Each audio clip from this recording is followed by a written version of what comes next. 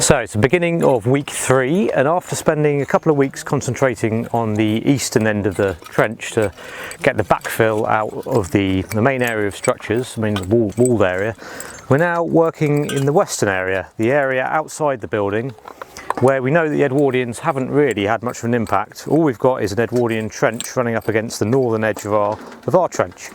And what we're finding is a significant, well, substantial rubble spread which extends across the entire area. And interestingly, most of the rubble appears to be sort of laid flat, but against the northern edge we're picking up vertical tiles, vertical bits of flint work, which looks to me as if what we might have is at least part of a collapsed wall, a collapsed sort of gable end wall of this structure. So, talking about these vertical tiles, you can see here 1, 2, 3, 4 tiles which are standing upright, and they shouldn't just be doing that if they're just set in the ground. We also have flints which seem to be doing the same thing, so we've got a nap face of a flint here, more tiles standing pretty much vertically. So it's not a beautifully sort of preserved wall face, so it may be kind of the interior part of the wall which is sort of split away from the main structure. But there definitely is a vertical trend, so again more flints here, and we can sort of see coursing as well, so perhaps this is part of a destroyed tile course.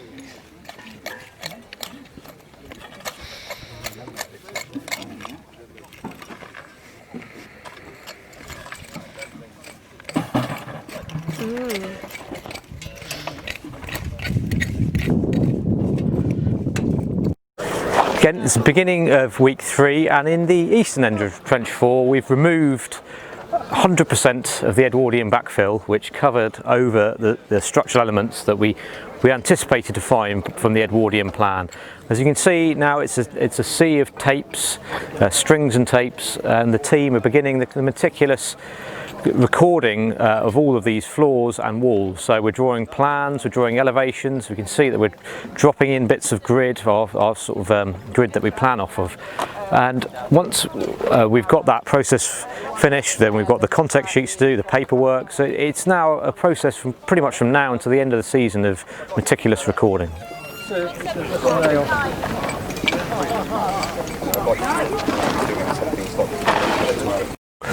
So it's the start of week 3, we're in trench 3, and behind me is the slot that we're putting through what will be hopefully the Iron Age ditch, so part of the Iron Age defences that went around the town prior to the Roman invasion.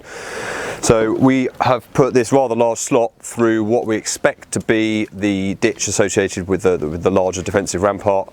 At the moment it's still full of a lot of Roman material, so they've been using it for dumping demolition when they've been redeveloping some of the rooms, the rake out of ash from the furnaces, from the bathhouse, and just various other dumps of material. So it's lots of interleaving layers that we're trying to unpick, but as we get deeper down, the water is rising from the water table up through our underneath our feet, and making life a bit more difficult. So it's been quite tricky trying to unpick these layers, but we're gradually getting through it, and hopefully behind me you can see the general shape of the ditch beginning to appear. So last season we found the cut of what we thought was a potentially medieval drain. It seemed to be clay lined, and we took a lot of it out, and we were pretty convinced that we'd entirely excavated it. And this season we've gone down about another 40 or 50 centimetres, thinking that we'd pretty much got to the end, and then lo and behold today we found a very long series of ceramic sort of drain covers that are sat on these little rafts of tile. So using it as some kind of water conveyance or drainage from the spring slightly to my left, and taking it to we don't know where really. It may be for irrigation of fields, or it may be actually to drain water from an area, or to take water to somewhere where it's needed.